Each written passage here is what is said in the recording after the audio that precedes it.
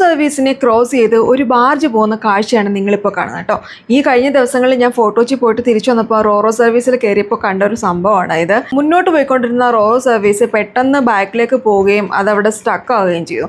എന്താ റീസൺ എന്ന് നോക്കിയപ്പോഴാണ് ഇങ്ങനൊരു ബാർജ് ക്രോസ് ചെയ്യുന്ന കാര്യം കണ്ടത്. അതായത് ബാർജിന് കടന്നു പോകാൻ വേണ്ടിയിട്ട് വേ ഒരുക്കി കൊടുത്തതാണ് നമ്മുടെ റോറോ സർവീസ്. ഈ അടുത്ത സമയത്തായിട്ട് നമ്മൾ കുറേ ന്യൂസ് കണ്ടില്ലേ, റോറോ സർവീസ് കൺട്രോൾ തെറ്റി കായലിൽ ഒഴുകി നടന്നു, റോറോ സർവീസ് വാട്ടർ മെട്രോയിട്ട് കൂട്ടിയിടിച്ചു എന്നൊക്കെ.